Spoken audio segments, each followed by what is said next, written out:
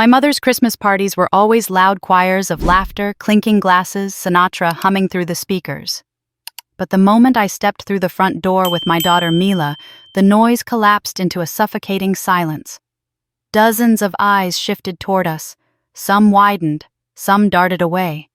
And my sister Lily, standing by the 12-foot tree wrapped in gold ribbons, looked at me with a smile so cold it felt rehearsed. Mila squeezed my hand. "Mom, why did everyone stop talking?" Before I could answer, an ornament slipped from her glove. A small red glass sphere rolled across the floor and tapped against Lily's heels. She crouched, picked it up slowly, and turned it in her hand as if it were evidence of a crime. Then everything happened at once. Lily grabbed Mila's wrist with a practiced flick and slapped her across the face, one sharp crack tearing through the silence. Mila gasped, frozen. Lily slapped her again, and again, 3 times, hard enough that Mila stumbled back and crashed onto the hardwood floor. My parents clapped. Not startled applause, not shocked. They clapped as if Lily had just performed a recital. My mother's voice drifted over the stunned quiet. "That's how she has to learn to behave." My blood ran cold. My vision tunneled. I didn't scream. I didn't push Lily. I didn't even breathe. I just took one step toward my daughter, lifted her into my arms, and felt her small body shake against mine. Then I straightened, pulled out my phone, and dialed the one number my family hoped I would never call. When the voice answered, half the room turned pale. "Detective Rowan," I said quietly. It happened again. I ended the call before anyone could snatch the phone from my hand.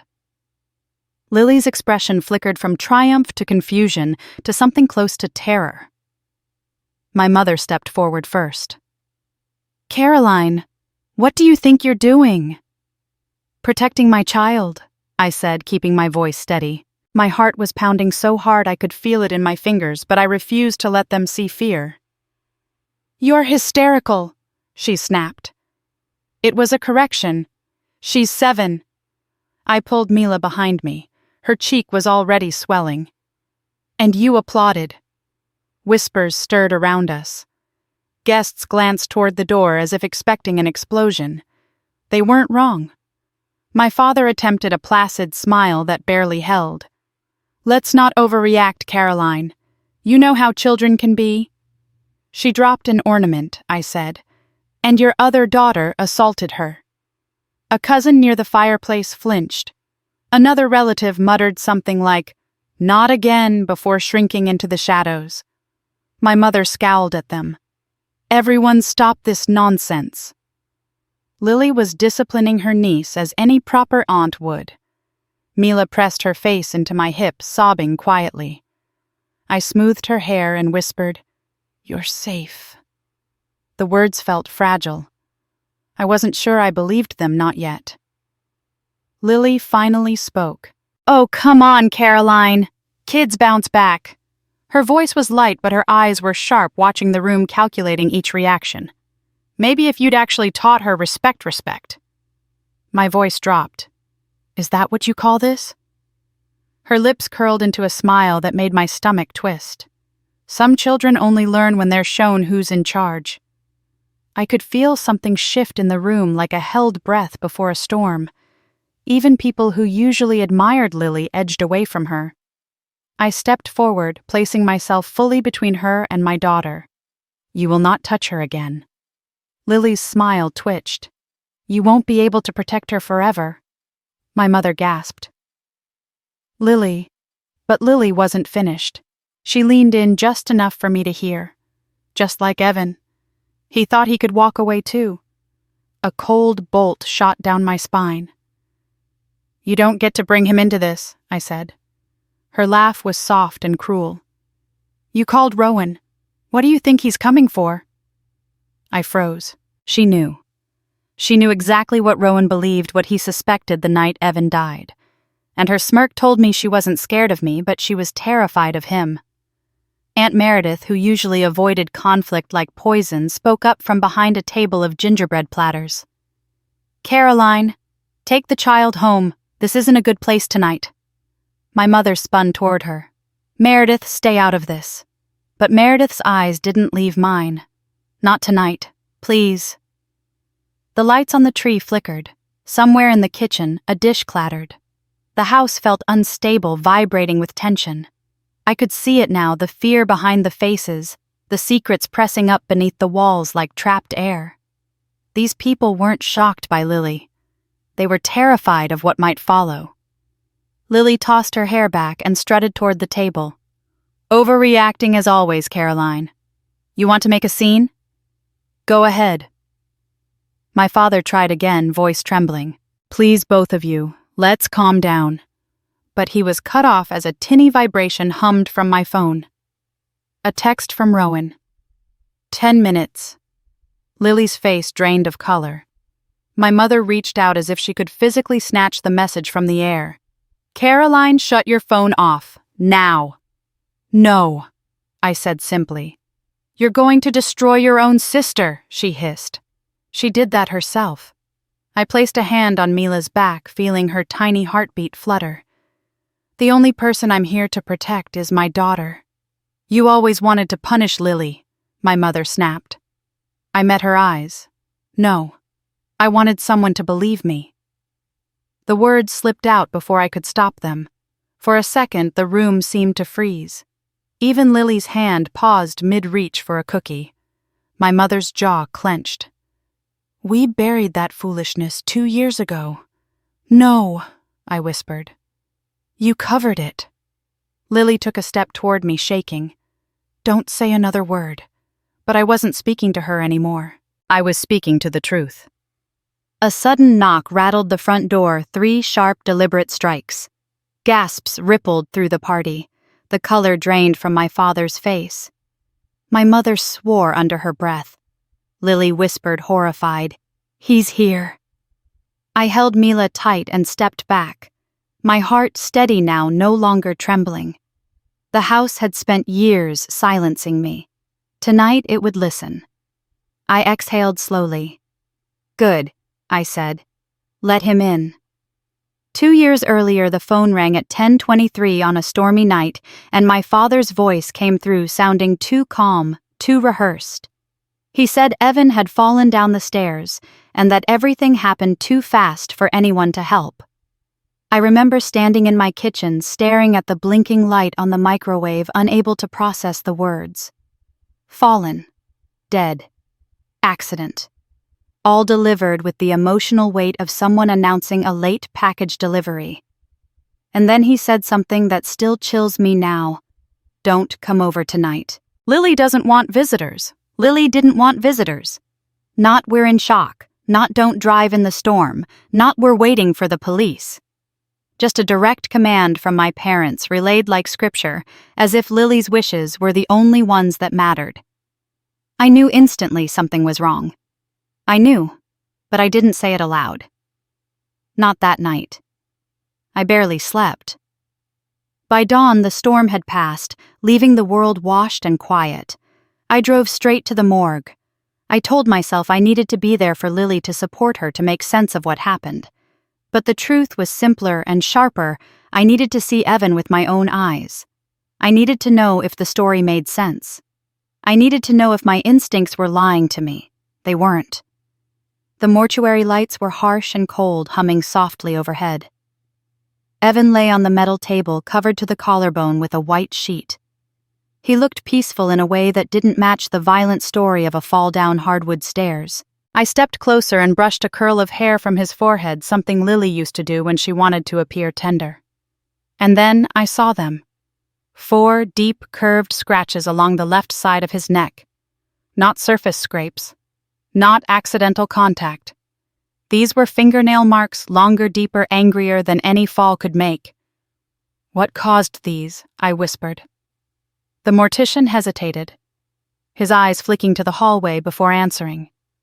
"Ma'am, those aren't consistent with a staircase injury." I snapped a picture on my phone before I could think. My hands were shaking not from fear, but from certainty. I didn't have proof of anything yet, but I knew. And if I knew, then my parents definitely knew. And Lily, God, Lily had to know. I drove to my parents' house, Evan's house too, my heart pounding.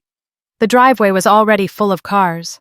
People crowded inside, whispering tearfully, touching Lily's arm, offering casseroles.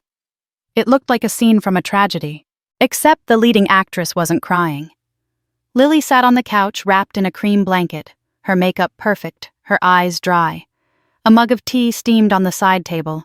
She looked like someone resting after a long rehearsal, not someone who lost her husband 12 hours earlier. I approached her slowly. "Lily," I said softly. "I'm so sorry." She turned toward me with a practiced expression of grief. A soft lip tremble. A lowered gaze. I'd seen her perform before at school plays, at Christmas parties, at charity events. But never with a dead husband in the next room. "Thank you," she whispered. I sat beside her and lowered my voice. "I went to see Evan." Her eyes flicked up sharply. "Why I needed to understand." "There's nothing to understand," she snapped. I pulled out my phone and angled the screen just enough so only she could see. "Then tell me what these are." Her face changed in an instant. The trembling lip vanished, replaced by a flash of pure rage. She snatched the phone from my hand so fast I barely reacted. "Delete it." "No," I said quietly. She stood up abruptly, the blanket dropping to the floor. "Are you accusing me of something? My husband dies and you think you can." My mother rushed into the room like a storm wind. "What's going on?" Lily thrust the phone at her. "She's spreading lies. She thinks I killed Evan." My mother grabbed my arm in a tight, bruising grip. "Delete the photo." I stared straight at her. "Why?" Her jaw tensed. "Because you didn't see anything." My father appeared behind her eyes, downcast. He wouldn't meet my gaze. He never did when my mother was involved. "You're upsetting your sister," he murmured. "This is not the time." But the time was already gone. Something inside me broke. Something that had been cracking for years. I left the house because staying felt like suffocating. I expected at least one message, one question, 1 ounce of compassion. None came. 2 nights later, my mother summoned the entire family for dinner. A family meeting, she called it. I walked into their home knowing nothing had changed but hoping I was wrong. Dinner was silent at first, thick, heavy. Then my mother cleared her throat. "What happened to Evan was a tragedy," she began. "But Caroline, your behavior since then has been unacceptable." "My behavior?" My voice felt foreign in my throat. "You are spreading stories," she continued, eyes hardening. "You are trying to damage this family." "I took one picture," I said. "Because something didn't add up." Lily scoffed. "Maybe you should worry about your own life instead of meddling in mine." My mother folded her hands. "This family will stay unified. We do not question each other. We do not bring shame to the Palmer name. If you insist on digging into something that was clearly an accident, then you are on your own." "Do you understand?" "Is that a threat?" I asked. "It's a boundary," she replied coolly. "Accept the accident or consider yourself no longer part of this family." She didn't ask if I was grieving. She didn't ask if I was scared. She didn't ask if I was okay. She asked for obedience. I pushed my chair back, stood up, and said nothing. I didn't trust myself to speak. On my way out the door, my father followed me into the cold night air. The porch light cast a lonely glow on his tired eyes. "Caroline," he whispered, "don't go looking for answers. It's not safe." I turned to him slowly. "Not safe for who?" He looked at the door, then back at me. "Just don't." He went inside and closed the door. I heard the lock click behind him. From that night on, I kept my distance. I protected Mila from the gatherings, the pretense, the quiet violence that wasn't physical but felt sharp enough to cut. But the truth never left me. And as I sat in my bedroom months later watching rain streak down the window, Rowan called me for the first time. He was the detective assigned to Evan's case, and he sounded frustrated. "I can't prove it," he said. But your instincts were right, Caroline. Something about that night doesn't make sense. If she ever hurts someone again, call me." Those words followed me for 2 years. They sank deep into my bones. They slept beside my fear. And when Lily slapped Mila in front of the Christmas tree, when she hit her 3 times without blinking, when my parents applauded like she'd done something good, I knew exactly what Rowan meant. Violence doesn't start with a murder. It starts with a slap. By the time I walked back into the living room with Mila pressed against my side, the Christmas party had already shifted into something that no longer resembled a holiday gathering. The air was stiff, heavy, dusted with fear instead of cinnamon. Guests who moments earlier had been laughing over wine were now standing rigidly near walls, glasses untouched. Conversations died the moment I stepped in. A few relatives looked at me with sympathy. Others looked away, pretending to admire ornaments or adjust their scarves. But all of them were listening. Mila clung to the hem of my sweater, her cheek swollen and blotched pink. She stayed quiet, as if speaking might invite another slap. My mother hovered near the kitchen doorway, whispering orders under her breath, like a general trying to salvage a losing battle. My father paced near the tree, his eyes darting toward the door every few seconds, as if checking how close Rowan might be. But it was the guests that unsettled me most. 2 aunts whispered behind a cluster of poinsettias. "That girl, her temper. It's happening again. Again." The word struck like a stone to the chest. I scanned the room searching for Lily, but she had vanished. Music still trickled through the speakers, something soft and slow, crooning about peace and snowfalls, but it sounded grotesque now, like a lullaby humming over a battlefield. I took Mila to a quiet corner near the staircase and knelt down to wipe her cheek. "Does it hurt?" I whispered. She nodded. "A little. I'm here. Nobody touches you again." Her eyes flicked toward the crowd. "Why did Aunt Lily hit me, Mom?" My throat tightened around the truth I couldn't yet say. "Because she's not well.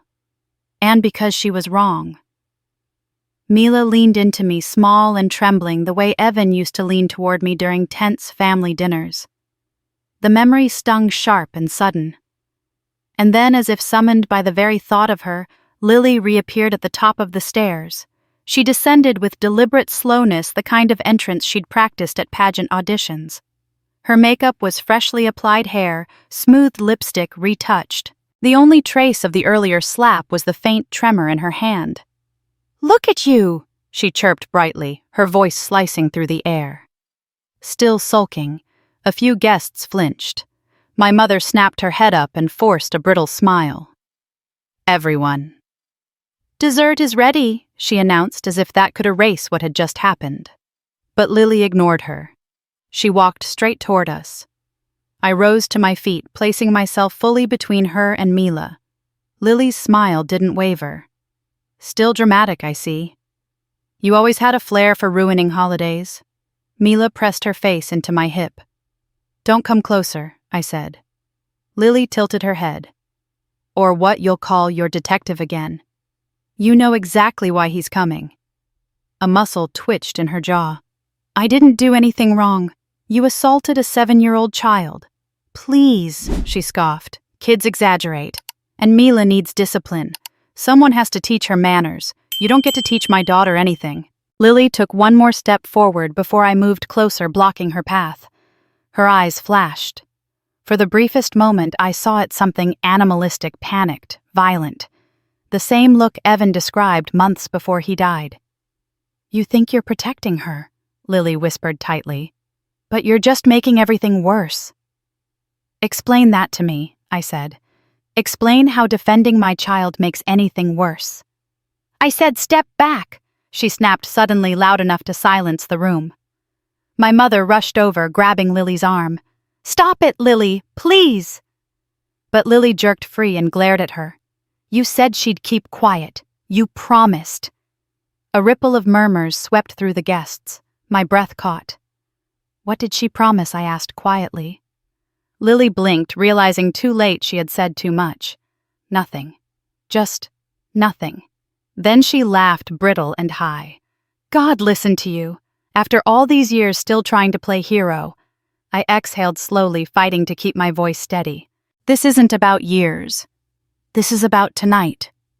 It's always about tonight, Lily snapped. It's always about what I do wrong, what I say, how I act. You never look at yourself. I don't hit children, I said softly. Her eyes hardened. Neither did I. A lie sharp enough to cut. Across the room, Aunt Meredith made the sign of the cross. Someone else muttered, "She's losing it." The atmosphere thickened. The party wasn't a party anymore. It was a stage set for collapse. My father tried once more to intervene, stepping between us with trembling hands. "Girls, please. We can talk about this calmly." But Lily shoved him. Hard. He stumbled back, colliding with a coffee table. Gasps filled the room. I grabbed Mila, pushing her gently behind me. "Enough." Lily turned on my father. "Why are you even talking? You never do anything. You didn't do anything that night, and you're not going to do anything now." My father flinched, as if she'd struck him. My mother's face drained of color. "Lily, stop." But Lily was shaking now, pacing, muttering under her breath. "No one listens. No one understands. Everyone leaves." She threw a wine glass into the sink. It shattered with a deafening crash. Guests backed away. Some slipped out into the hallway, pretending to take calls, refusing to meet anyone's eyes. Others hovered between wanting to intervene and wanting to flee. I watched Lily unravel the threads of her carefully curated composure coming undone. This wasn't the confident, glamorous version of her she showed to the world. This was someone fractured, unpredictable, dangerous. She looked up, her breathing harsh. "Do you want to know why she hit me?" she shouted, suddenly pointing at me. "Because she's jealous. She always has been. She wants everyone to think she's better." I cut her off. "Stop lying. You hit Mila. You can't twist that into my fault." She dropped an ornament, Lily screamed, as if that justified everything. "She's a child," I said. "And you are out of control." Lily's breathing quickened. "You don't know what it's like. You don't know what people put me through, what people I asked." Her gaze flicked to the stairs. "No one," she whispered quickly. "Forget it." But it was too late. She'd already said enough to ignite another round of uneasy whispers among the guests. And then the room fell silent again. My phone buzzed in my pocket. I pulled it out. A text. 5 minutes. A tremor ran through Lily. Her eyes darted to the door. My mother lunged toward me. "Caroline, don't! You need to stop this. You're tearing our family apart." I looked at her steadily. It was already torn. You just refused to see it. Lily took a step backward, her face pale. "You shouldn't have called him. You shouldn't have hit my daughter." Her voice cracked.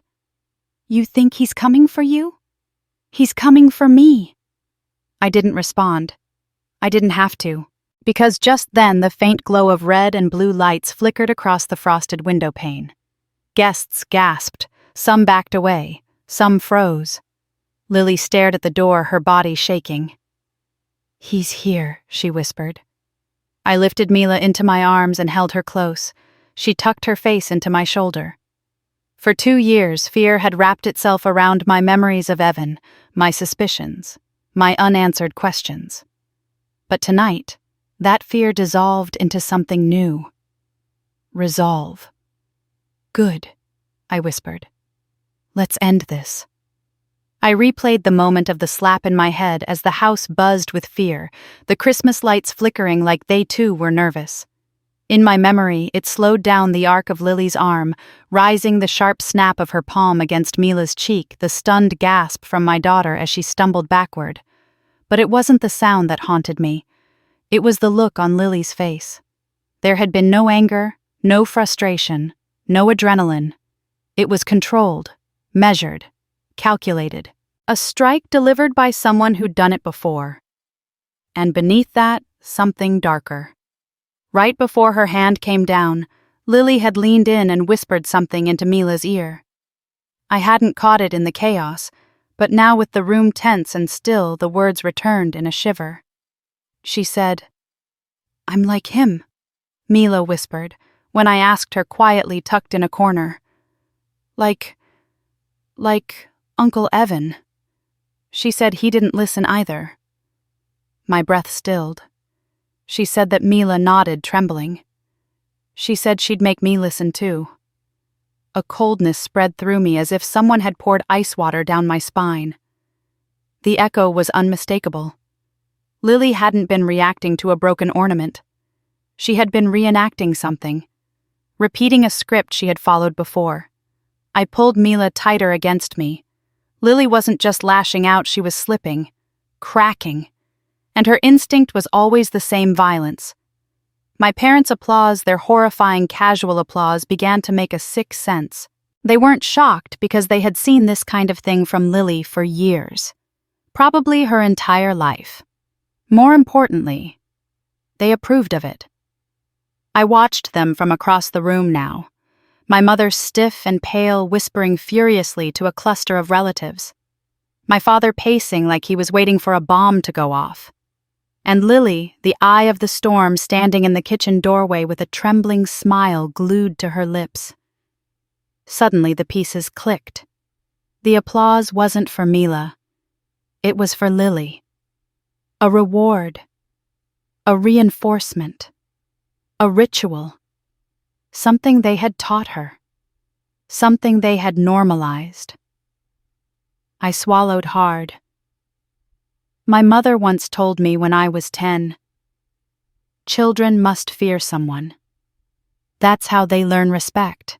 Back then I thought she was trying to be wise. Now I heard it clearly for what it was. Justification. Mom Mila whispered again. "Why did Grandma clap?" "Because Grandma was wrong," I murmured, kissing her hair. "And she's been wrong for a long time." A folded napkin touched my elbow. Aunt Meredith slipped it into my hand without looking at me and walked off. I opened it. "Protect your daughter. This isn't the first time." My heart pounded. On the back, a second message in frantic scrawl. "Ask about the night Evan fell, not the morning after." I looked up quickly, trying to find Meredith, but she had disappeared into the kitchen. Several relatives stood gathered there, whispering aggressively until one of them noticed my gaze and immediately broke away. The truth wasn't hiding tonight, it was leaking. I rose slowly, motioning for Mila to stay behind me. Lily watched her eyes following my every movement like a cat stalking prey. "Still playing the victim?" she asked sweetly. "I'm not the one who hit a child," I replied. Her smile snapped. She disrespected me. She dropped an ornament. Same thing she said with a shrug. I stepped closer, lowering my voice. "Why did you whisper to her about Evan?" Her face twitched. "You misunderstood. Did I?" "You always think the worst of me," she hissed, "because you keep proving me right." A murmur rippled behind us. Lily's nails dug into her palms. "Don't push me, Caroline." "You pushed Evan," I said before I could stop myself. "At the top of the stairs." Her entire expression fractured. "Stop talking. You whispered something to Mila before you struck her. Just like you whispered to Evan that night." I said, "Stop talking." My mother rushed over again, inserting herself between us. "Caroline, enough. Lily is grieving." "Still?" I asked. Or again. My mother's jaw locked. "You're provoking her." "No. I'm exposing her." My father stepped in weakly, hands raised. "Girls, please, this isn't helping anyone." But Lily shoved him away without blinking, her face slick with sweat. "Stay out of it. You always stay out of everything." He stumbled back into the buffet table, nearly knocking over a tray of gingerbread men. Gasps filled the room. The last time I had seen Lily shove someone that hard, Evan had fallen. A guest near the window muttered under their breath, "It's happening again." I turned sharply toward the voice, but the man quickly busied himself with straightening a wreath, avoiding my eyes. The tension in the room tightened like a wire. Then Lily snapped. She hurled a wine glass into the sink. It shattered explosively, sharp shards flying across the counter. People backed away. She began pacing, muttering, "Everyone leaves. Everyone lies. Everyone betrays me." Donna rushed to steady her, but Lily jerked free like a feral animal. "Don't touch me." My mother froze. For the first time, I saw something like fear in her eyes. "Lily," I said softly. "Breathe." She spun toward me. "Don't tell me what to do. You think you're so perfect. You think you're so innocent." "I never said that. You think you know everything," she spat. "But you don't know what it's like. What people put me through." "What people?" I asked. Again. She swallowed hard, her eyes darting toward the upstairs hallway. Then she shook her head aggressively. "Forget it." But her fear wasn't of Rowan. It was of someone else. Someone who had been in this house before. The same someone who whispered threats into Evan's ear, the someone Rowan suspected existed the night Evan died. The air thickened. I took Mila's hand gently and pulled her behind me again. I felt her breath warm against my back. Across the room, someone near the tree whispered, "She's unraveling," just like that night. My mother's head whipped toward the voice, but she couldn't identify who said it. Too many people were now speaking. Too many eyes were darting with the weight of secrets too long crushed under silence. Suddenly my phone buzzed. 5 minutes. I slipped it back into my pocket. The color drained from Lily's face as she watched me. "You called him. He's coming for me." "You hurt my daughter," I replied. "He's coming for the truth." "You think truth matters," she spat. "You think truth is enough." Her voice cracked on the last word. It didn't sound like defiance. It sounded like terror. My mother grabbed my arm. "Caroline, for God's sake, stop this." "No," I said simply. "She's your sister. She's a danger." The words echoed sharply, sticking in the air like a struck bell. My father's voice trembled. "Please, let's calm down. Please." But nobody calmed down. Someone shouted from the hallway. "Lights outside." We all froze. A red and blue glow pulsed across the living room windows. Guests stepped back. Some held their breath. Some turned pale. Lily went rigid. "He's here," she whispered, eyes widening. I scooped Mila into my arms, her small hands wrapping around my shoulders. She buried her face in my neck. I took a long, steady breath. For 2 years I had carried fear like a shadow. But not tonight. I turned toward the door, heart steady now. "Let's finish this," I whispered. The front door burst open before anyone could move, and Detective Rowan stepped inside like the breath of cold winter itself, rain still clinging to his coat. Dark hair, damp eyes sharp enough to slice through every lie in the room. The party froze around him. Conversations died mid-syllable. A child somewhere in the back whimpered. My mother's hand shot to her chest. But Rowan didn't look at her. Or my father. Or even me. His eyes locked directly onto Lily. She shrank back as if he'd struck her.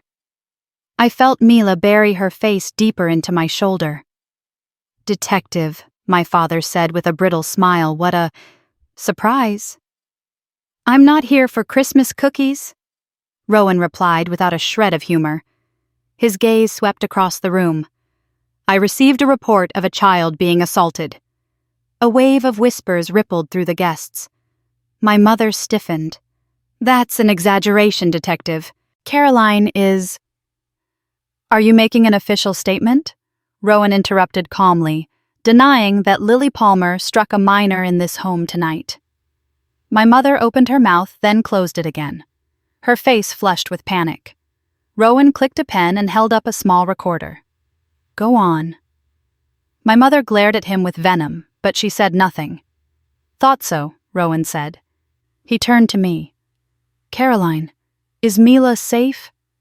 "Yes," I whispered, though my arms tightened around her instinctively. "May I see her cheek?" I knelt, angling Mila so he could examine the bright red imprint. He didn't touch her. He didn't have to. His jaw clenched. Then his voice dropped. Was it the same hand she used on Evan? The room exhaled in horror. Someone gasped. My mother nearly collapsed. Lily's face went ghostly white. You can't bring him up. You can't. Rowan raised his head slowly. Why not? My heart hammered. Rowan hadn't planned subtlety. He was here to break open the truth. He stood and faced the guests. 2 years ago, Evan Palmer's death was ruled an accident. His voice echoed calm but cutting. But some accidents look a lot like murder. Gasps. A plate clattered onto the floor. My father staggered backward. My mother stepped in front of Rowan, shaking with fury. You stop this right now. You are harassing my daughter. Rowan didn't even blink. Your daughter assaulted a 7-year-old. And this isn't the first time she's lost control. That's a lie, Lily screamed. Rowan turned to her, his voice quiet but merciless. Is it? Lily flinched backward. He looked at my parents. Let's clarify something. I'm not here on a murder charge. Not yet. I'm here because your daughter repeated a pattern of violent behavior in front of 30 witnesses.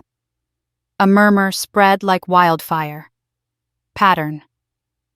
What pattern? Someone whispered. Just like Evan. Another hissed. Everyone calm down, my mother shouted desperately, but her voice cracked under the weight of the truth. Rowan slowly approached her. 2 years ago, Donna, you denied my request to interview Lily about the night Evan died. Why? My mother's lips trembled. I was protecting her. From what Rowan asked. A conversation. She was fragile, my mother snapped. Rowan leaned in slightly. Funny. Her story changed 3 times. Nothing fragile about that. More whispers. Guests exchanged horrified looks. Rowan didn't let up.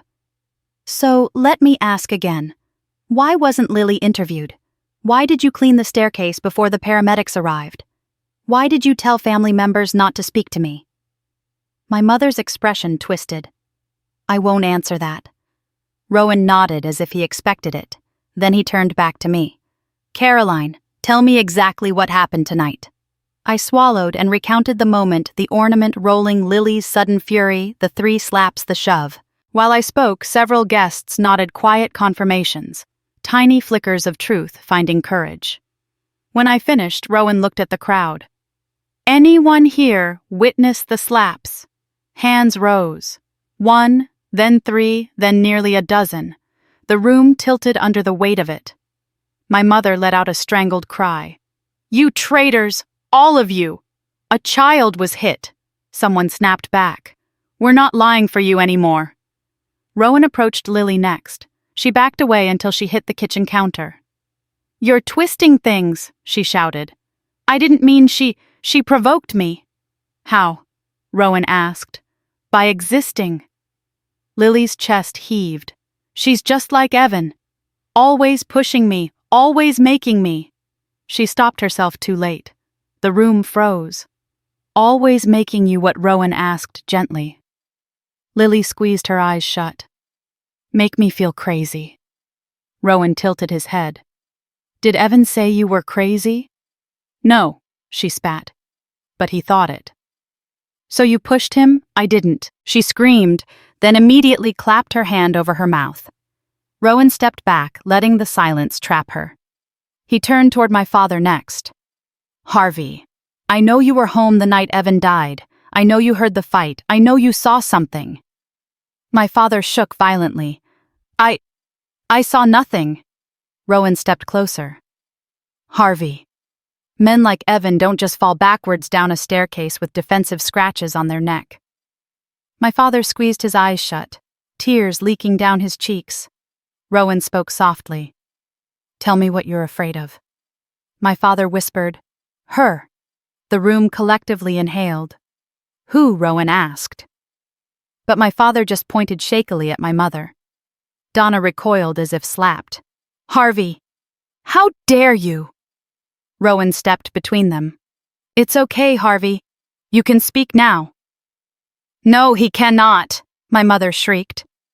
Rowan shot her a warning look. If you interrupt again, I will remove you from this room. She froze. Harvey wiped his face with trembling hands. I didn't mean to help her cover it, he said, voice cracking. I did what she asked, like I always do. It was the closest thing to a confession he'd ever made. Guests exchanged horrified whispers. Someone muttered, He saw it. He knows. Rowan turned to Lily again. Did Evan grab you before he fell? Lily shook her head violently, lips trembling. He was going to leave me, she murmured. He said he was done. He said he wanted space. He said I was too much. Her breathing grew rapid, shallow. Rowan's voice softened. And what did you do? I didn't mean to. Her voice cracked into a sob. He grabbed my wrist. He said he would go. Her hand curled reflexively, mimicking a push. The room erupted in whispers and sharp gasps. My mother lunged toward her. Stop talking! But Rowan stepped between them. Keep going, Lily. You've held this in for 2 years. Lily shook her head violently, covering her ears. I can't. He'll come for me, who Rowan demanded. She looked at him with wild, terrified eyes. You don't understand. He told me if I talked I'd end up like Evan. Rowan's face darkened. Who? But Lily crumpled to the floor, sobbing uncontrollably. Rowan stood slowly. This doesn't end here. He turned to me, speaking quietly.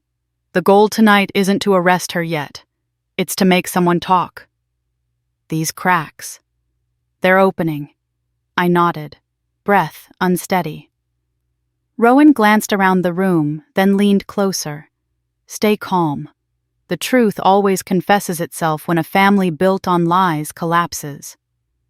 As he stepped away, a shrill crash exploded from the kitchen, followed by Donna's scream and the sound of something breaking. Rowan looked at me. It's starting, he said. And the house seemed to hold its breath, waiting for the rest of the truth to rip free.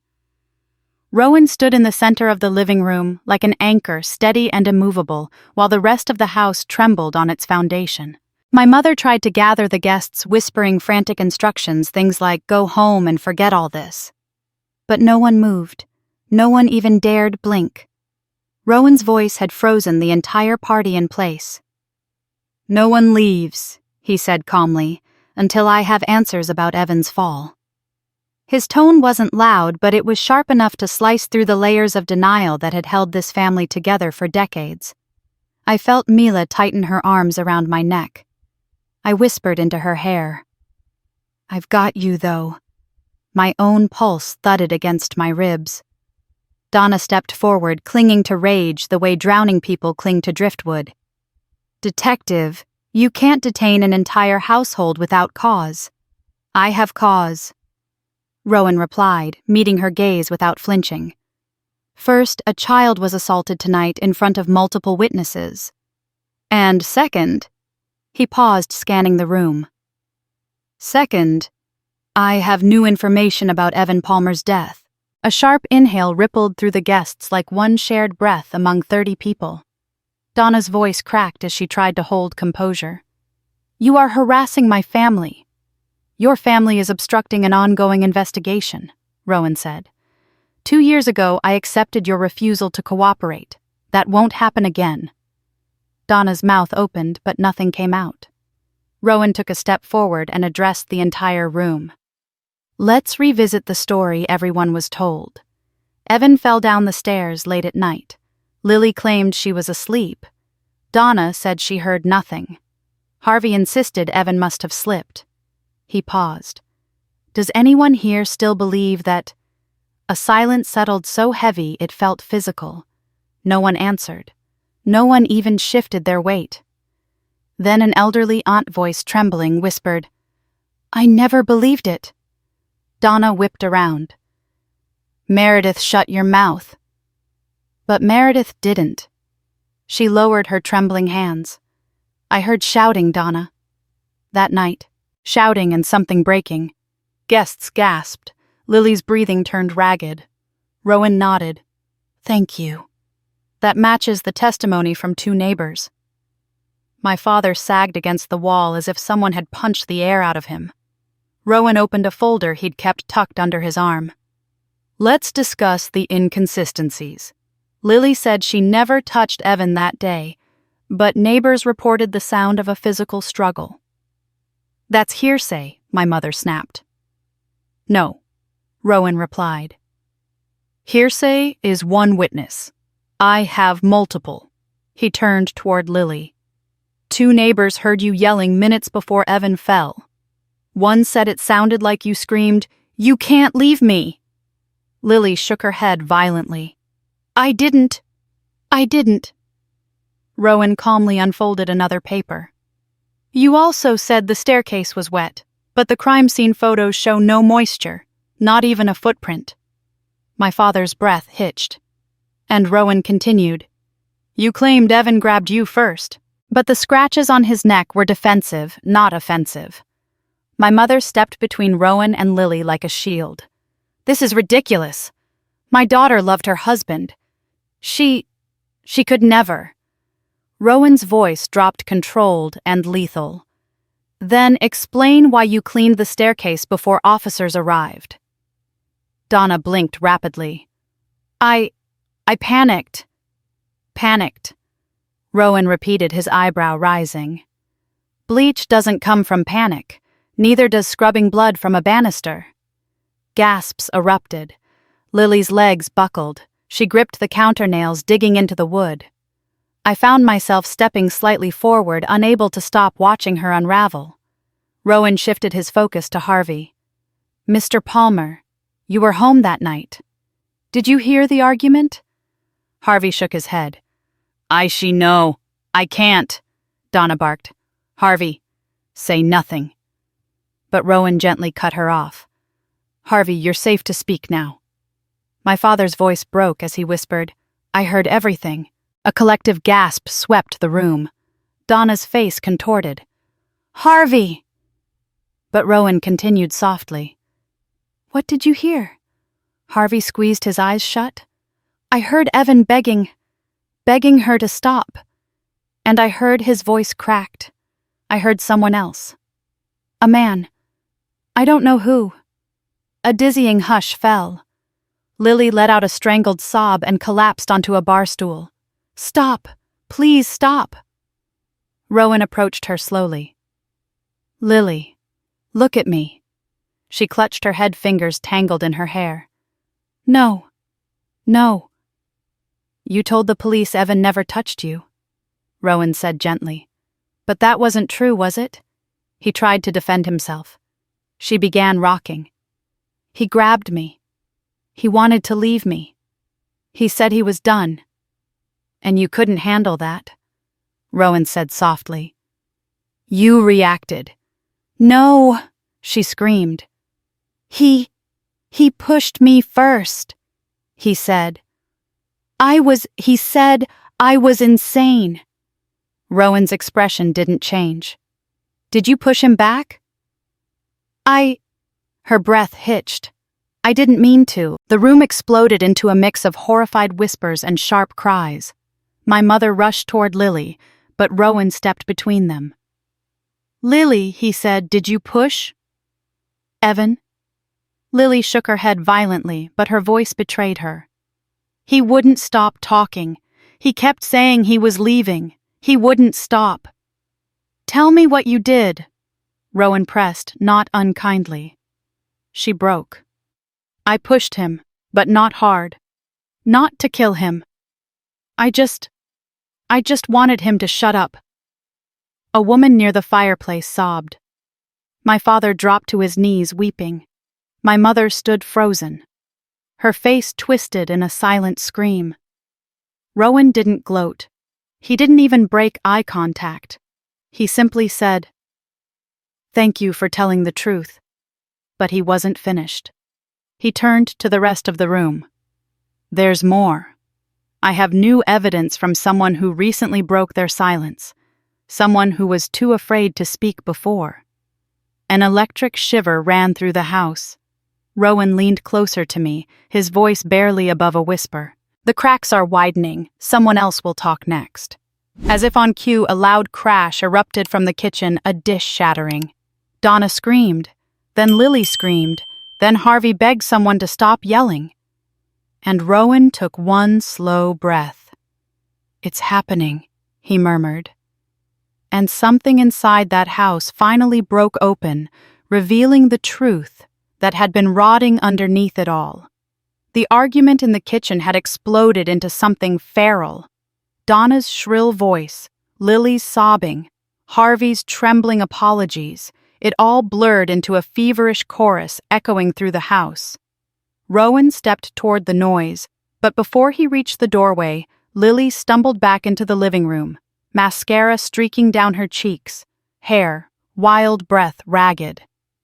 "You made me do it!" she screamed at Donna, and then something I never thought I'd see, Donna slapped her. The crack rang out like a firecracker. Guests flinched. A woman covered her mouth. My father staggered backward in shock. Lily pressed a trembling hand to her cheek, eyes wide as though she hadn't known her mother was capable of hitting her. It was the kind of slap meant not for discipline, but to silence. Donna hissed through clenched teeth. "You say one more word, and I'll—" Rowan stepped between them. "Enough." His voice wasn't loud. It didn't have to be. The entire room fell silent.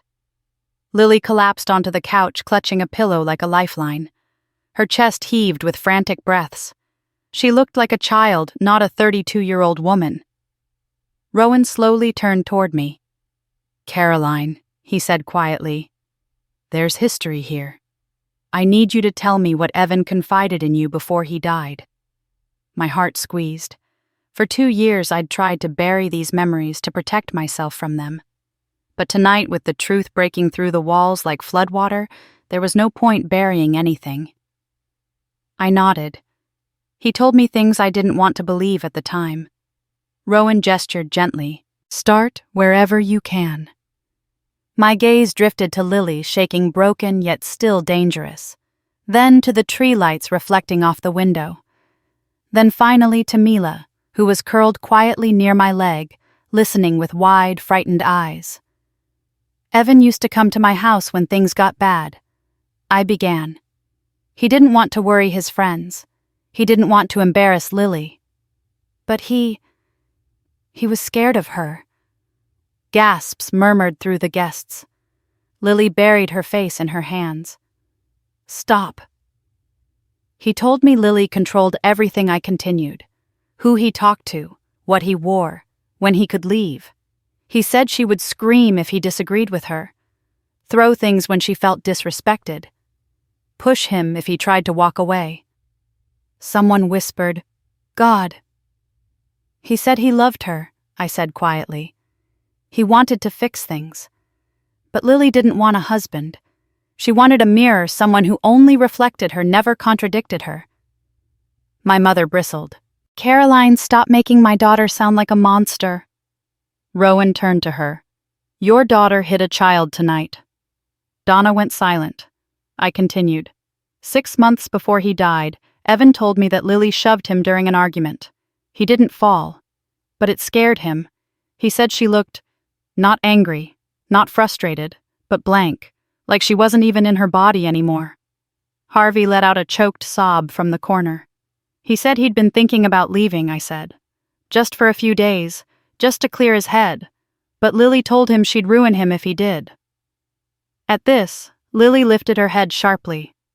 I didn't mean it. People say things in fights. Rowan's voice was steady. What did he say back? He said, I whispered that sometimes he felt safer sleeping in his car. A few guests cried quietly. Rowan's jaw clenched. He tried to leave her, and she escalated. Escalated, Donna barked. She was dealing with a difficult marriage. No, Rowan snapped. She was abusing him. The word hung in the air like smoke. Thick, heavy, unavoidable. Lily covered her ears. Stop it. Stop talking. But her meltdown didn't stop the truth. If anything, it revealed more. Rowan continued. Abusers escalate when they lose control. Evan pulled away, so Lily pulled him back, hard. Lily rocked back and forth. He was supposed to love me. He wasn't supposed to leave. And when he said he was done, Rowan said gently, "You panicked." "I didn't mean to hurt him," she screamed. "You didn't mean to push him?" Rowan asked softly. Lily's breath hitched. She didn't answer. She didn't have to. Someone in the back whispered, "She did it. She really did it." Donna spun around. "Shut up, all of you. You don't know anything." But the room wasn't hers anymore. It belonged to the truth. My father stepped forward, trembling violently. "I saw them fighting earlier that day," he confessed. "I didn't think it was serious. Evan." He looked tired. Lily was screaming. "Donna told me to go to the garage, to stay out of it." Donna gasped. "Harvey! How dare you!" Rowan cut her off. "And the bruises on Lily's arms after the funeral?" My father shook. "She said Evan grabbed her. But I think she bruised herself hitting him." Then his voice broke. "I should have stopped it. I should have saved him." Donna screamed, "Stop talking, Harvey." But he didn't. "Donna told us all to stay quiet," he said. "She said if anyone talked, the family would fall apart." Donna lunged toward him, but Rowan stepped between them again. "Sit down, Donna." For the first time in my life, my mother obeyed. Rowan turned back to Lily. "Lily, tell me what Evan said before he died." "I don't remember," she whispered. "Yes," Rowan said gently. "You do." Her lip trembled. Tears streamed down her cheeks. Not delicate tears, but violent, choking ones. "He said I was hurting him." "And what did you do?" Lily stared at the floor. "I told him he couldn't leave me." "What did he do?" "He tried to walk away. And then Lily's whole body shook. I tried to stop him. How Lily covered her face with both hands. I pushed him. The room erupted. People gasped. A woman fainted. My father sobbed openly. Donna screamed, "She didn't mean it." Rowan shook his head. "But you knew." Donna's face crumpled. I felt my knees weaken. Mila clutched my hand. I pressed her close. "Evan told me he planned to leave after Christmas," I whispered. Rowan nodded. "And Lily figured it out." "I didn't want to kill him," Lily sobbed. "I just wanted him to stay. And when he fell," Rowan said quietly, "you panicked. I wanted to help him," she cried. "I ran down the stairs. I tried. I really tried." Rowan frowned. "But Donna told you what to say." "Didn't she?" Lily nodded, shaking violently. "She said I had to stick to the story, or we'd both go to prison." The room fell into a stunned silence. Donna's voice cracked. "I was protecting you." "No, Mom," Lily whispered. "You were protecting yourself." Then something clicked in Lily's expression, fear, realization, and horror mixed together. Her eyes widened. "He'll come for me. I told too much. He'll come for me." Rowan stiffened. "Who?" Lily shook her head, tears spilling. "He was there that night. He saw. He helped me move Evan. He said I owed him. And he said if I talked, he'd—" She stopped. Her whole body trembled. Rowan knelt beside her, eyes locked with hers. "Who is he?" But Lily didn't answer. Instead, she looked toward the front door. Moments later, a deep rumble echoed outside, the unmistakable growl of an engine idling too close. Rowan stood. "It's him," Lily whispered. The room froze, and when Rowan moved toward the front window, I knew the night was nowhere near over. The engine outside snarled like a warning, low and predatory, vibrating through the frosted windows. Every guest in the house froze. Even the Christmas lights seemed to dim, as if the house itself were holding its breath. Lily clutched the edge of the couch, her face drained entirely of color. "He's here," she whispered, voice cracking. He found me. Rowan raised a hand to quiet the room. Everyone stay where you are, he ordered, stepping toward the front window with measured calm. My mother grabbed Lily's arm nails, digging into her skin. What did you say to him? What did you do? Lily recoiled, shaking her off. You told me he'd never come back. You lied. Donna's expression shattered. I told you to keep quiet. I told you to let me handle it. Handle what? Someone near the staircase shouted. What is going on in this family? Rowan didn't answer. He peered through the curtain, his silhouette sharp against the dim glow of headlights cutting across the snow. The guests erupted into a hungry frenzy of whispers. Is it him? Another man. Was he part of it? Did he help her? I held Mila tighter, her tiny fingers gripping my coat like claws. Her cheek was still red from Lily's slap.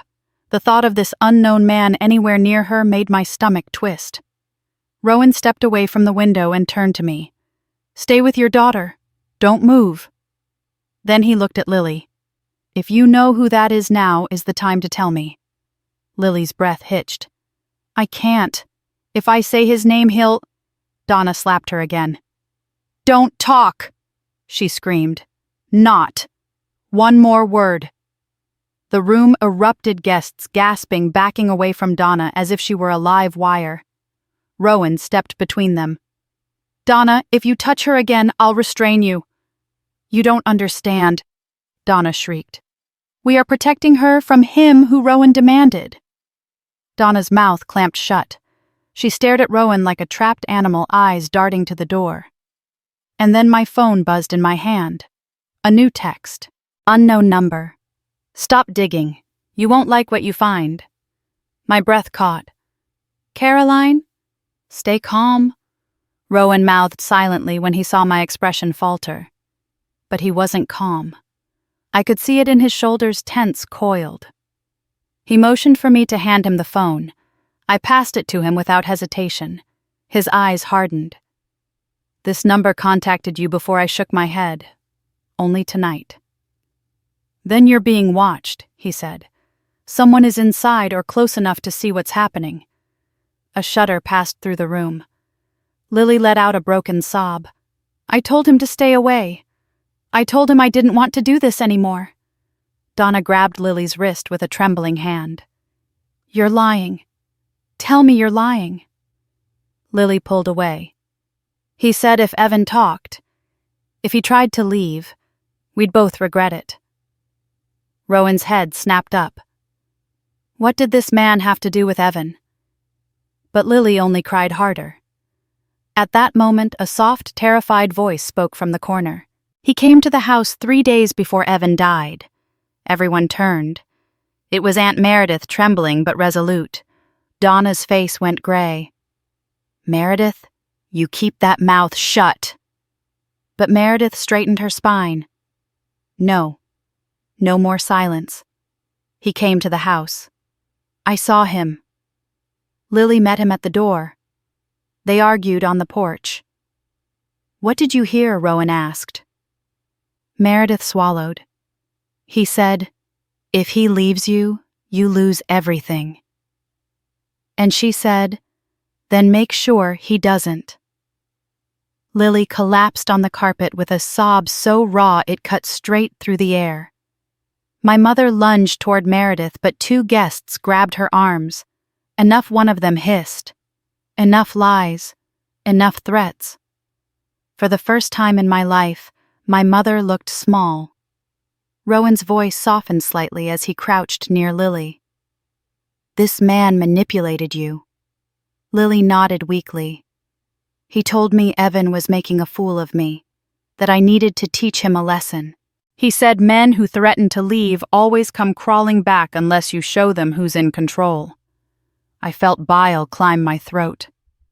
The echoes of this man's poison were everywhere, woven into Lily's rage, into Donna's monstrous protection, into Evan's final hours. What else did he tell you? Rowan pressed. Lily looked up, eyes glassy. He said he'd help me keep Evan loyal. He said a little push wouldn't kill him, that it would just scare him. A horrified cry erupted from someone near the tree. Oh my God, Meredith whispered, shaking her head. There was someone else. All this time. Someone else was there.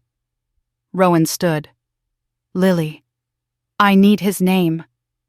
I can't, she whispered. You can. Rowan insisted. He said he'd kill me if I talked. Lily screamed. Her voice cracked into a feral sob. The lights flickered. The engine outside revved again, louder this time, making several guests jump. Then another vibration buzzed through my phone. Rowan still held it. A second message appeared. You're making a mistake.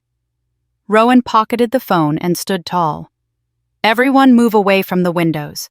People backed up instantly. Some clutched their coats. Others held their children. Fear wrapped tightly around the room like barbed wire. Donna whispered frantically. He came here because she talked. He warned us this would happen. Who? Rowan snapped. Say his name. But Donna stared at the floor. Lily curled into herself, shaking violently. He said no one would believe me. He said if Evan talked, we'd all go down together. Her voice dropped to a terrified whisper. He was there the night Evan fell. The room erupted into panicked murmurs. Rowan's face tightened. Who? Was. There Lily looked up, tears streaking her cheeks. My ex. The one before Evan. Donna screamed. Why did you tell them? Rowan didn't give Donna a chance to speak again. His name, he demanded. Now. Lily swallowed hard. Marcus. My heart dropped. She whispered his name like it was cursed. He said he'd protect me, she sobbed. He said he'd make sure Evan never left me. He said he'd take care of everything. The engine outside suddenly stopped. Silence swallowed the room. Rowan grabbed his radio. Unit 3, move in. Now. My mother screamed. Lily collapsed. Harvey sobbed. Guests scattered. Mila clung to me like her life depended on it. And just as Rowan moved toward the front door, a shadow crossed the stained glass window. A slow, deliberate knock echoed through the house. Every breath hitched. Every muscle tensed. Lily whispered, voice barely audible. He's here. And with that, Chapter 8 ended not with the truth revealed, but with something far more dangerous. The truth arriving on the front doorstep. The knock at the door was slow, deliberate, almost mocking. A sound that didn't belong to a family Christmas party, but to something darker. Something stalking the edges of a nightmare. Rowan raised a hand, motioning for absolute silence. 30 people held their breath at once. Even the engine outside had gone quiet, as if whatever waited in the shadows was listening too. Rowan stepped toward the door, body tense but controlled. Lily curled into the couch cushions, shaking like a child hiding from a monster. Donna hovered uselessly near her, pale and trembling. Harvey's hands were clasped over his mouth as if trying to stop words from escaping. But before Rowan even reached the doorknob, Donna snapped. "This is your fault," she hissed at me. "You're tearing this family apart." Her voice cracked not with anger but with panic. Not fury, fear. I didn't move. Lily slapped my daughter. I reported it. "That's all I did." Donna jabbed a finger toward me. "You think this is about a slap? You have no idea what you've unleashed." Rowan shot her a glare. Donna stepped back. But she didn't. Her hysteria ballooned. "He's coming because you made her talk," she screamed at me. "You pushed, and now he'll come after all of us," someone whispered from the back of the room. "Who is he?" Donna's eyes darted around like a trapped animal. Nobody you need to know." Lily suddenly let out a broken laugh, raw, unhinged. "Nobody, Mom. He's not nobody. Stop!" Donna shrieked. But the dam had cracked, and now it burst. Lily wiped her tears with trembling fingers, staring at me with hollow eyes. "You think you're the only one who's scared, Caroline? You think calling Rowan protects you? It just paints a target on your back."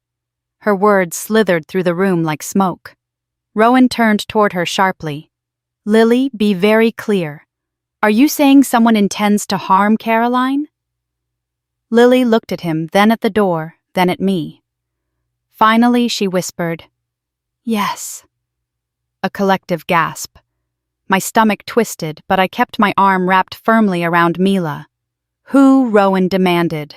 But instead of answering, Lily lunged toward me, grabbing my arm with surprising strength. "You don't understand," she cried. "He said if anyone found out, if anyone reopened the case." "Get your hands off her," Rowan barked. Lily dropped my arm immediately, shaking violently. Donna grabbed her daughter's face in both hands. "Lily, listen to me. We deny everything. We stick to the story. Do you hear me? Do you hear me?"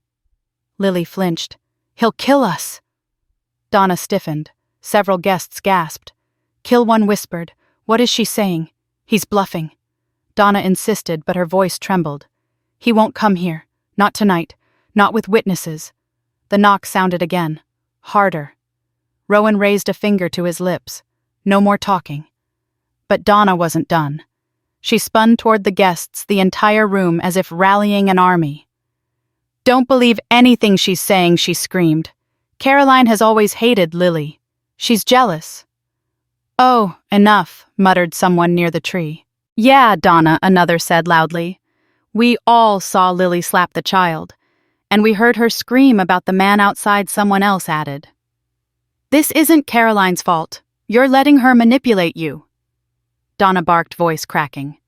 She always wanted to tear this family apart. But the room had turned.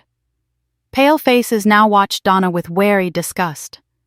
Her power, decades of intimidation, was collapsing. She hadn't realized it yet. Rowan cut through her hysteria. "Donna Palmer, if you continue to interfere with this investigation, I will remove you from the premises." She froze. And for the first time in my life, Donna looked small. Lily, however, was beyond small. She was unraveling, spiraling. She began pacing, muttering nonsense under her breath. I watched her carefully. "She's projecting," Rowan murmured, stepping to my side. This is what happens when an abuser loses control. Her brain is scrambling to justify the violence. "And the man outside," I whispered. Rowan's jaw tightened. "We'll find out." A faint buzz vibrated in his pocket. My phone. He pulled it out, glanced at the screen, and cursed under his breath. Another text. "If you keep pushing, she won't be the only one to fall." He showed me the message without speaking. My heart skipped painfully. A murmur rippled through the crowd, people sensing the shift, sensing the danger. "This is bad," Rowan murmured. "What does he want?" I asked. "He wants silence," Rowan said. "He wants control. Same motive pattern Evan described before he died." I felt myself go cold. "He's watching," Rowan continued. "And he's close." The guests huddled together. A few clutched hands. One older man whispered, "This is like something out of a horror movie." Rowan ignored the comment and turned his attention back to Lily. "Lily," he said gently, "you said he'd kill you if you talked." She nodded rapidly, tears streaking her face. "He said I owed him. He said if Evan went to the police, he'd take care of it. He said I needed to be loyal." What was his connection to Evan? Rowan pressed. "He hated Evan," she sobbed. "He said Evan made me weak. He said Evan was stealing me away from him." Horror washed through the room. "You were seeing him?" Rowan asked. Lily swallowed. "Before Evan. But he never left. He followed me. He watched me. He didn't want me to be happy without him." Donna grabbed Lily's arm. "We don't tell the police that." Rowan leaned in, voice icy. "She just did." Then before he could ask more, my father suddenly spoke. He was at the house that night. The room fell dead silent. Rowan turned slowly toward him. "You saw him." Harvey nodded, tears streaming. He came to the door. He asked for Lily. They argued. Evan told him to leave. They all went upstairs yelling. I didn't follow. Donna told me to stay out of it. But I heard a thud. Donna screamed, "Stop talking!" But Harvey didn't stop. He said Evan was weak, my father whispered. He said men like Evan needed to be taught lessons. And Lily Rowan asked softly. She begged him for help. Harvey choked. She said Evan was leaving her. She said she couldn't lose anything else. Rowan stepped back, stunned. The truth was spilling faster than he could catch it. Lily sobbed louder. I didn't mean to hurt Evan, I just wanted him to stay. Donna suddenly lunged for me, rage exploding across her face. This is your fault if you had kept your mouth shut. Rowan caught her arm mid-air. Donna Palmer, sit down. Now. She yanked, but he held firm. Stop! Lily screamed suddenly. Stop fighting. Please. He's coming. Her eyes darted toward the door. The house sucked in one collective breath. Then a deafening slam hit the front door from the outside. People screamed. Mila clung to me. Rowan reached for his sidearm but didn't draw yet. Everyone stay back, he commanded. A dark, distorted voice seeped through the door like smoke. Lily, open up. She collapsed into sobs. He found me, she whispered. I pulled Mila against my chest, shielding her with my body. Rowan squared his shoulders. This ends tonight, he whispered. But none of us, not even Rowan, knew what waited on the other side of that door. And that made the silence that followed even more terrifying. Rowan's hand hovered just inches from the doorknob, his entire body coiled with controlled force. The house behind him had become a single heartbeat, uneven, frantic, terrified. The figure outside slammed the door again harder this time. Plaster dust rained from the frame. A few guests screamed. Others ducked behind furniture. Lily dropped to her knees and clasped her hands over her ears. Don't let him in, she sobbed. Please, please don't let him in. Rowan shot her a sharp look. Lily, does he have a weapon? She shook her head violently. He is the weapon. That was all Rowan needed.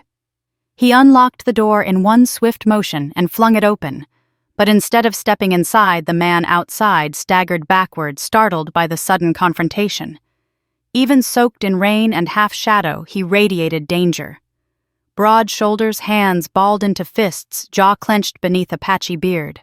His eyes were wild, bloodshot, furious, unhinged. He looked like someone who had already crossed too many lines to pretend he could come back. Rowan stepped outside, blocking the doorway with his body.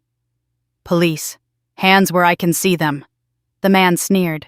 You got no right to keep me from her. Step away from the house, Rowan ordered. She belongs to me. The man's gaze slid past Rowan and locked on Lily inside. Lily, come out! His voice slid across the room like poison. Lily let out a strangled scream. Don't make me... Sir, Rowan said steadily. You're done. You're coming with me. The man barked a laugh that didn't sound human. You think I'm scared of you? You think I'm scared of cops? They can't prove anything. You were here the night Evan died, Rowan said. That wiped the smirk off his face.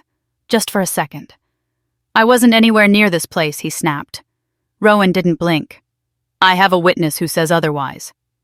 The man's nostrils flared. Lily wouldn't talk. Rowan's eyes sharpened. So you admit you threatened her? The man froze, realizing he'd revealed more than he meant to. His jaw ticked. His hand twitched toward his coat pocket. Rowan's voice cut like steel. Hands up, now. The man snarled. I'm not leaving. But blue lights filled the street behind him, 3 patrol cars gliding to a stop, tires crunching over snow. Backup poured out officers spreading like a net behind Rowan. For the first time, the man faltered. Fear flickered in his eyes. Don't, Rowan warned him. Make this easy. The man spat at the ground. She told you lies. She always does. He jerked his head toward Lily. She begged me for help. She begged me to stay. Lily let out a broken wail. That's not true. You wouldn't leave me alone. You wouldn't let me live, the man growled. You liar! Rowan stepped closer. "Turn around. Hands behind your back." The man's gaze darted between Rowan, the officers, and the house. He looked like a cornered animal ready to lash out, but he finally slowly lifted his hands. Then, in a sudden burst of rage, he lunged. Not at Rowan. At me. He shoved past Rowan with a snarl, barreling straight toward the door. I barely had time to react before Rowan tackled him from behind, slamming him onto the porch with a force that shook the railings. The two men wrestled, boots scraping against wet wood. Guests screamed inside. I shielded Mila with my arms, pressing her head against my shoulder. "Stay down!" Rowan barked. Wrestling the man's arm behind his back, the man thrashed violently. "Let me in! She owes me. She owes me everything." 3 officers rushed up the steps to help. It took all 4 of them to pin him to the ground. He kicked, spat, cursed, fought, until finally an officer's knee bracketed his neck and metal cuffs clicked around his wrists. "You're done, Marcus," Rowan growled, breath sharp. "It's over," Marcus thrashed again. "She told you lies. She wanted him gone. She asked me to." Rowan slammed his knee into Marcus's spine. "Shut up." But Marcus fought to speak. "She did push him. She begged me to help her. She said, 'Make sure he never leaves me.'" Rowan's expression went still, frighteningly still. He stood up slowly, breathing hard. Then he faced Lily. "Is that true?" Lily's eyes were wild. No, I didn't. He's lying. He's always lying." But nobody in the room believed her. Not anymore. Marcus kept ranting as officers dragged him toward the patrol cars. "We did it together. We both grabbed him. She told me to push. She said Evan deserved to fall, that he needed to learn." "Get him out of here," Rowan barked. They shoved Marcus into the back of a squad car, still shouting, still spitting venom. Inside the house, everything was deathly still. Lily stared at the door like she expected Marcus to burst through again. Donna looked like the world had been yanked out from under her feet. Harvey was sobbing into his hands, body folded in on itself. Rowan shut the front door and locked it with a definitive click. He turned, rain dripping from his coat. "Let's finish," he said. He crossed the room and stood directly in front of Lily. "You didn't act alone that night. You weren't upstairs by yourself." Lily shook her head wildly. "I didn't mean to push him. He grabbed me first. He said horrible things." "You weren't alone," Rowan repeated. "No," Lily sobbed. "I wasn't." Donna collapsed into a chair, her face turning ashen. "Lily, don't." But Lily was past saving. She looked up at Rowan with hollow eyes. Marcus came in. "I told him Evan was leaving. He got angry. He said Evan didn't deserve me. He shoved him first. Evan tried to defend himself. Then Her voice cracked. "I pushed him too. I felt the breath punched from my lungs." Lily whispered, "We didn't mean for him to fall." Rowan straightened. "But you did nothing to save him." Lily collapsed fully, face in her hands. "I panicked. Mom cleaned everything. She said we had to protect the family." Rowan's jaw clenched. "She covered for you." Donna lifted her chin defiantly. "A mother protects her child. I'd do it again." Rowan stared at her with a coldness I had never seen before. "You protected a murderer." "She's not a murderer," Donna screamed. "She didn't mean to. She was pushed, manipulated." But Lily whispered softly, brokenly, "No, Mom. I wanted Evan to stay. I wanted control. I didn't let go." Donna fell silent. Harvey sobbed louder. Guests cried openly. Rowan turned toward me, toward the room, toward every witness present. His voice was steady, grave. "We now have a confession, and a co-conspirator, and evidence of obstruction of justice." He nodded toward the front door where Marcus's shouting had faded into the night. "And tonight," he added, "we found the missing witness." My knees weakened. I sank onto the sofa beside Mila, pulling her close. Rowan approached and crouched in front of us. His voice softened. "You're safe now," he said. "And this case just reopened in full." He straightened, turning back to the shattered family in the living room. "It's time," he said quietly. "Time for justice." And no amount of screaming, crying, pleading, or praying could stop the inevitable storm now rolling toward the Palmers. Justice had already stepped through their front door, and it wasn't leaving without the truth. The engine outside cut abruptly, leaving a ringing silence in its wake. For a moment, no one moved. The air felt thick enough to choke on heavy with the weight of what had just unfolded. Rowan stood with his back to the door, rain dripping from his sleeves, eyes sharpened to a razor's edge. Behind him, the house was a battlefield. Donna trembling in a chair. Lily collapsed on the floor. Harvey sobbing into his palms. Guests frozen in clusters like survivors of a storm that hadn't fully passed. Then a shadow crossed the stained glass window. A heavy boot step landed on the porch. Rowan turned his head slightly. "Everyone stay back." The knock wasn't like Marcus's frantic pounding. It was softer, slower, but somehow worse. An intentional knock. Someone who wasn't afraid of being heard. Donna shot up from the chair as if yanked by strings. "No," she whispered. "No, not him. Not again." Rowan's eyes narrowed. "Who else is involved?" But Donna just shook her head. Lips pressed tightly shut. Eyes glassed with terror. He pointed at the couch. "Sit. Down." She obeyed instantly. The knock came again. Rowan stepped forward and opened the door only a few inches enough to see not enough to let anyone through. But instead of a looming threat, a police sergeant stood there soaked from the storm. "Detective," the sergeant said, "Marcus is in custody. We've searched the perimeter. No other threats outside." Rowan exhaled just slightly, relief mixed with renewed determination. He shut the door fully this time and turned around. "All right," he said, voice steady. "Let's finish this." Lily looked up from the floor, her face streaked with mascara, her body trembling uncontrollably. "You can't take me," she whispered. "He said if I told anyone he'd come for me. Marcus isn't the only one. He has friends." Rowan crouched in front of her, leveling his gaze with hers. "Lily, listen carefully. Marcus is in custody. He's not coming back. And if anyone else is involved, we're going to find them. But right now, you need to tell the truth. All of it." Donna lunged, but two guests grabbed her arms before she could reach Lily. "Let her speak," one of them growled. Rowan's attention returned to Lily. "What did Marcus do?" Lily swallowed hard. He pushed Evan first. And then," her voice cracked, "and then I pushed him too." My father let out a guttural cry, raw and broken, and collapsed back into a chair.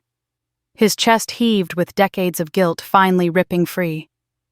Donna thrashed in the grip of the relatives holding her. "No, she didn't mean it. She was pressured. Manipulated." "She pushed him," Rowan said coldly, "intentionally." Donna shook her head violently, tears streaming. She didn't understand what she was doing. It was a moment of weakness. Cleaning the stairs afterward wasn't weakness, Rowan said. It was obstruction. The guests murmured with shock as Donna went limp in their arms. Harvey rubbed his face with both hands, voice shaking as he spoke. "I saw the bruises. On Evan. Days before he died." Lily said he grabbed her, but now I see it was the other way around. Rowan nodded once. "Thank you for saying that." Then, to everyone's surprise, Harvey dropped to his knees. "I should have stopped it," he sobbed. "I heard them fighting that night. I heard the thud. Donna told me to stay in the garage. She said she'd fix everything. I didn't help. I didn't call anyone. I let him die."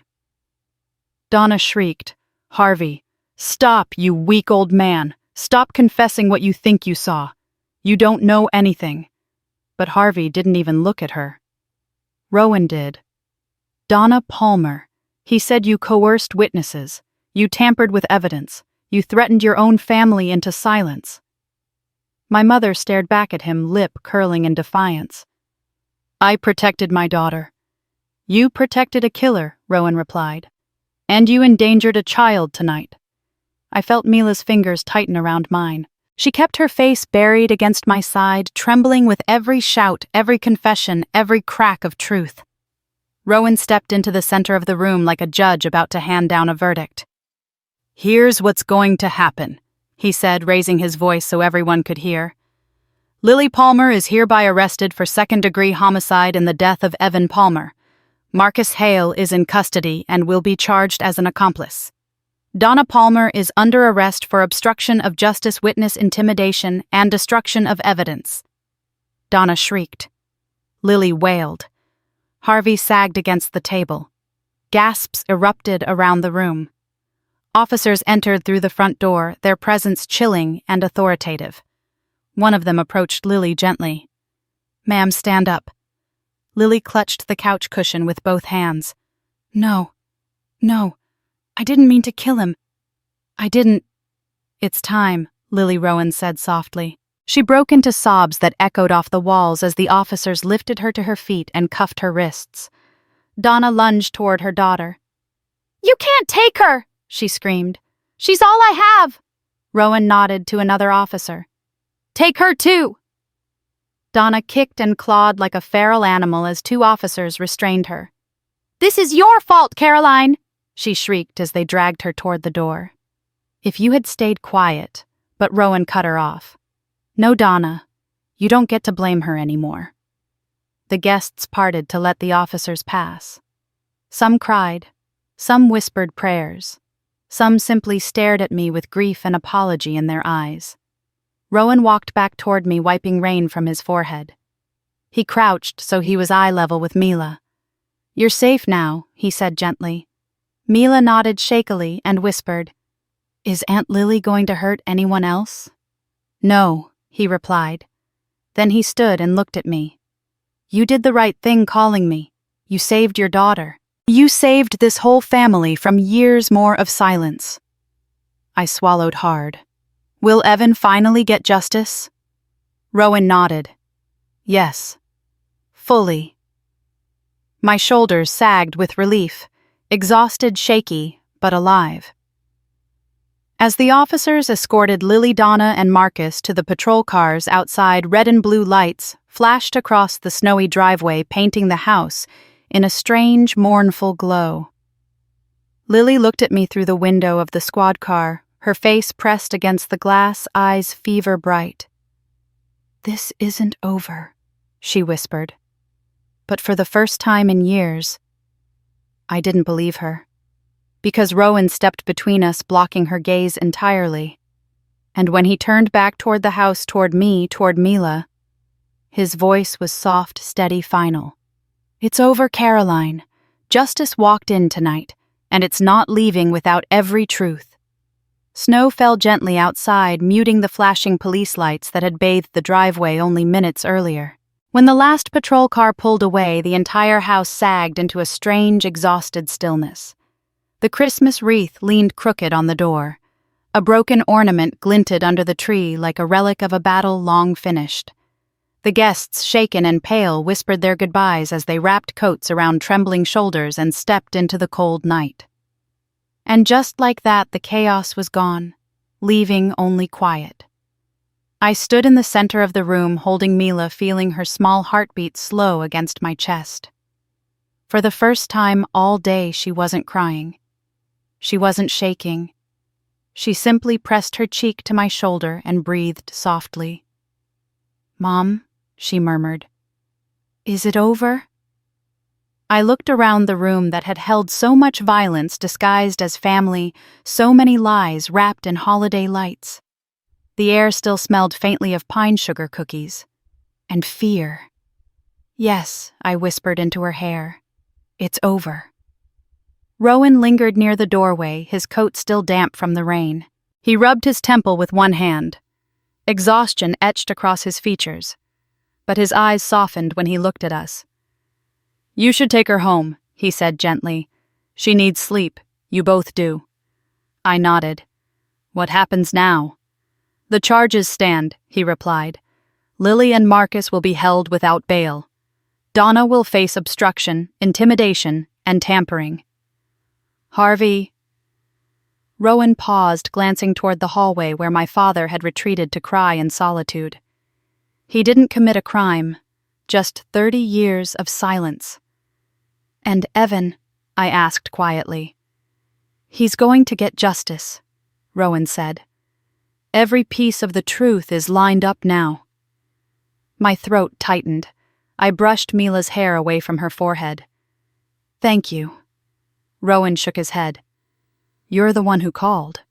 That took courage. Mila lifted her head slightly. Detective Rowan. He knelt in front of us again. Yes, sweetheart. Will Christmas be happy next year? His face softened. I think it will be the happiest one you've ever had.